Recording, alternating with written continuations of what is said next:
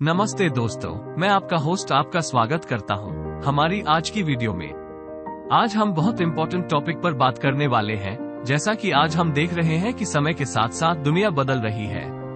आज हमारे आसपास मौजूद हर चीज अपडेट हो रही है, वैसे ही आज करेंसी का भी रूप बदल रहा है। आज करेंसी का एक नया विकल्प आ गया है, क्रिप्टो करेंसी के रूप में। क्या है ये क्रिप्टो करेंसी? हमें इसकी आवश्यकता क्यों पड़ी? इसका कोई भविष्य है? क्या हमें इसमें इन्वेस्ट करना चाहिए? ये सेंट्रलाइज्ड और डिसेंट्रलाइज्ड एक्सचेंज क्या होता है? आखिर ये वॉलेट किस चिड़िया का नाम है? ऐसे बहुत से सवाल दिन भर हमारे दिमाग में आते हैं। आज इन सब सवालों के जवाब इस वीडियो में मिलेंगे। वीडियो थोड़ा लंबा हो सकता है, लेकिन आपको अपने सभी सवालों के जवाब जरूर मिलेंगे। तो बने रहें हमारे साथ हमारे YouTube चैनल क्रिप्टो पॉडकास्ट 3.0 में। सबसे पहले हम जानेंगे कि क्रिप्टो करेंसी क्या होती है और यह कैसे काम करती है। क्रिप्टो करेंसी ब्लॉकचेन द्वारा संचालित एक डिजिटल करेंसी है और ये ब्लॉकचेन एक डिजिटल सार्वजनिक बही खाता है, जहां प्रत्येक लेनदेन को इसी सार्वजनिक बही खाते में रिकॉर्ड तथा आवंटित किया जाता है, जहां ट्रांजैक्शंस को कोई भी देख सकता है। Importance of blockchain technology. यहाँ पर अगर एक बार भी कोई ट्रांजैक्शन रिकॉर्ड हो गया तो इसे न तो यहाँ से हटाया जा सकता है और न ही इसमें कोई बदलाव हो सकता है। ब्लॉकचेन की इसी खूबी की वजह से क्रिप्टो करेंसी के लेन देन के लिए किसी भी ट्रस्टेड थर्ड पार्टी जैसे कि बैंक की आवश्यकता नहीं पड़ती है। क्रिप्टो करेंसी खाता धारकों की व्यक्तिगत जानकारी को सुरक्षित रखता है, क्योंकि इसमें उनकी पहचान के लिए कोड और वॉलेट एड्रेस का उपयोग होता है, नाम या पता नहीं। हमें क्रिप्टो करेंसी की आवश्यकता क्यों पड़ी? क्रिप्टो करेंसी ने बहुत सी प्रॉब्लम्स का सलूशन दिया, या हम कह सकते हैं कि जब भी मनुष्य को समस्याओं का सामना करना पड़ा तो उन्होंने उसका समाधान निकाला। उदाहरण के लिए, जब इंसान को गर्मी लगी तो पंखा बना दिया, ज्यादा गर्मी लगी तो एयर कंडीशनर बनाया। ऐसे ही जब इंसान को व्यापार करने में समस्या आई तो उसने उसका समाधान ढूंढना शुरू किया। प्राचीन समय में लोग वस्तु विनिमय या बार्टर सिस्टम से व्यापार करते थे। उदाहरण के लिए, चावल के बदले गेहूं ले लिया, मक्का देकर दूध ले लिया। उस समय इसी तरह व्यापार किया जाता था। लेकिन इसमें भी एक समस्या आई। मान लीजिए आपके पास चावल है और दूसरे व्यापारी के पास गेहूं। आपको गेहूं चाहिए लेकिन दूसरे व्यक्ति को चावल नहीं चाहिए, तो व्यापार नहीं हो पाएगा। इसका समाधान निकाला मेटल करेंसी ने। आपने देखे होंगे सोने, चांदी या मेटल के सिक्के, इसका भरपूर प्रयोग किया गया। परंतु कुछ समय के बाद इसमें भी एक समस्या आई कि अगर किसी को व्यापार के लिए दूसरे शहर जाना होता था तो बीच रास्ते में लुटेरे उसे लूट लिया करते थे। इस वजह से व्यापार में कमी होने लगी और ज्यादा वजन होने के कारण लाने ले जाने में दिक्कत होने लगी। इसका समाधान लेकर आया रिसीट सिस्टम। इसमें किसी व्यापारी को दूसरे शहर में व्यापार करने के लिए भारी करेंसी लेकर जाने की जरूरत नहीं थी। वो अपने पैसों से भरे बैग अपने राजा को देकर वहां से एक रिसीट ले लेता था और उससे दूसरे शहर में अपनी खरीदारी करके राजा से प्राप्त रिसीट व्यापारी को दे देता था और फिर बिना लूटमार के डर के व्यापार होने लगा। जिस भी व्यापारी को प्राप्त रिसीट के बदले में मुद्रा चाहिए होती थी तो वो प्राप्त रिसीट अपने राजा को देकर मुद्रा ले लेता है। वो रिसीट एक प्रोमिसरी नोट था, जिसमें राजा ने एक वादा किया था कि वो रिसीट के बदले में उतनी करेंसी वापस करेगा जितनी उसने रिसीट बनाते समय ली थी। वो रिसीट सिस्टम आज तक चल रही है। आइए हम एक नजर डालते हैं अपने 500 रुपये के करेंसी नोट पर, जहां लिखा है, मैं धारक को 500 रुपये अदा करने का वचन देता हूं। यह एक वादा है जो रिजर्व बैंक ऑफ इंडिया ने किया है। जी हाँ, हमारा भारतीय रुपया भी एक प्रोमिसरी नोट है। प्रोमिसरी नोट एक नेगोशिएबल इंस्ट्रूमेंट है, जिसे कि 1881 के नेगोशिएबल इंस्ट्रूमेंट्स एक्ट के तहत कवर किया गया है। भारतीय मुद्रा एक प्रोमिसरी नोट के अलावा कुछ भी नहीं है। दिन प्रतिदिन हमें अपनी बैंकिंग सिस्टम में कुछ प्रॉब्लम्स देखने को मिली। कुछ लोगों ने बैंक से लोन लिया, जैसे कि विजय माल्या, नीरव मोदी, मेहुल चोकसी, और वे बिना लोन चुकाए देश छोड़कर चले गए। कोविड-19 की वजह से छोटे उद्योगपति तबाह हो गए, क्योंकि वे अपना लोन चुकाने में सक्षम नहीं थे। किसानों द्वारा लिया गया लोन, जो खराब मौसम के कारण, बारिश न होने की वजह से या भारी बारिश होने की वजह से, दोनों ही स्थितियों में उनकी फसल बर्बाद हो जाती है और वे अपने लोन का भुगतान करने में सक्षम नहीं होते हैं। जिस वजह से हमारे देश के बैंक बैंकरप्ट होने की कगार पर आ जाते हैं और सारा बोझ या डूबा कर्ज महंगाई के रूप में आम आदमी पर पड़ता है। क्रिप्टो करेंसी का दुनिया भर में लोकप्रिय होने की एक सबसे बड़ी वजह इन्फ्लेशन यानी महंगाई दर है।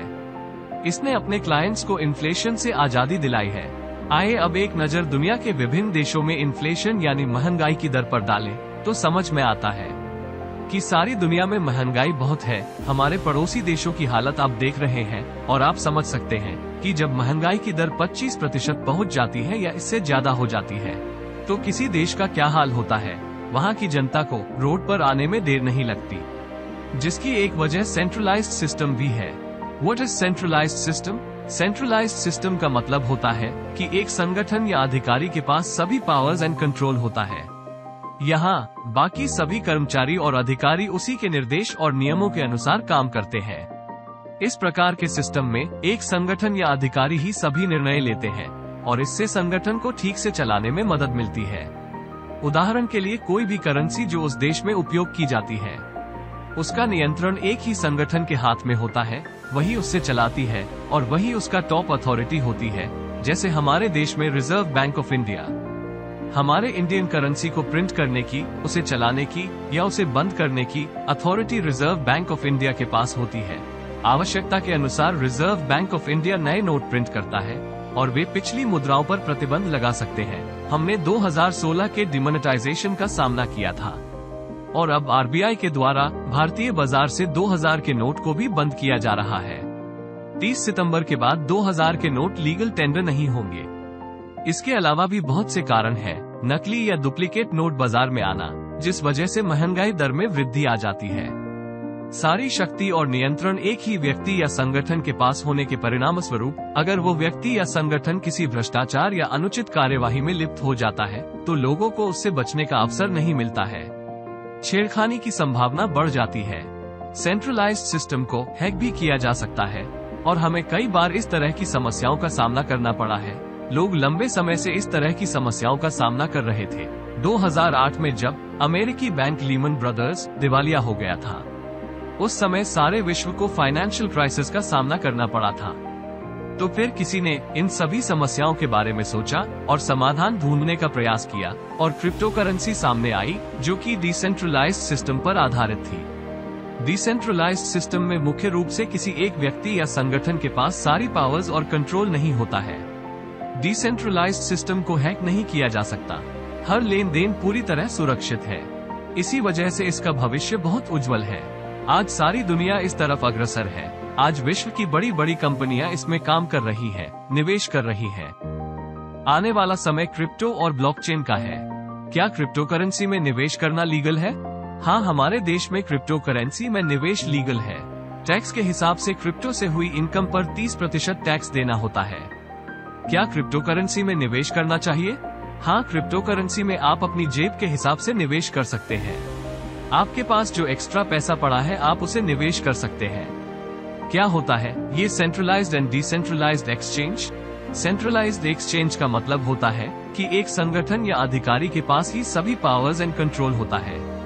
उदाहरण के लिए वजीर एक्स, बाइनेंस एंड बिटमार्ट। इसी तरह centralised wallet like Coinbase, Binance and Kraken. Decentralised exchange वो होती है जहां की सभी पावर्स एंड कंट्रोल किसी एक संगठन या अधिकारी के पास नहीं होती है। उदाहरण के लिए पैनकेक स्वैप, सन स्वैप और यूनी स्वैप। इसी तरह decentralised wallet like Trust Wallet, TronLink Pro और मेटामास्क। अंत में क्रिप्टो करेंसी ब्लॉकचेन टेक्नोलॉजी पर आधारित होती है, जो बहुत सुरक्षित और विश्वसनीय तत्वों के माध्यम से निर्णय और नियंत्रण को सुनिश्चित करती है। इससे इल्लीगल एक्टिविटीज के खिलाफ सुरक्षा बढ़ती है, क्योंकि प्रत्येक ट्रांजैक्शन को सार्वजनिक रूप से सत्यापित किया जाता है और इसे बदला नहीं जा सकता है। तो दोस्तों, ये था हमारा आज का वीडियो, जिसमें आपको बहुत से सवालों के जवाब मिले होंगे। हम उम्मीद करते हैं आपको हमारा आज का वीडियो पसंद आया होगा। धन्यवाद दोस्तों, हमारे YouTube चैनल से प्रतिदिन संपर्क बनाए रखने के लिए। अगर आपको हमारा काम पसंद आया हो तो इसे लाइक करें, शेयर करें और हमारे चैनल को सब्सक्राइब करें। आपके लिए ये फ्री हो सकता है, मगर इससे हमें बहुत मदद मिलती है। और बने रहे हमारे साथ हमारे अगले वीडियो के लिए। धन्यवाद और शुभकामनाएं। आपका दिन मंगलमय हो।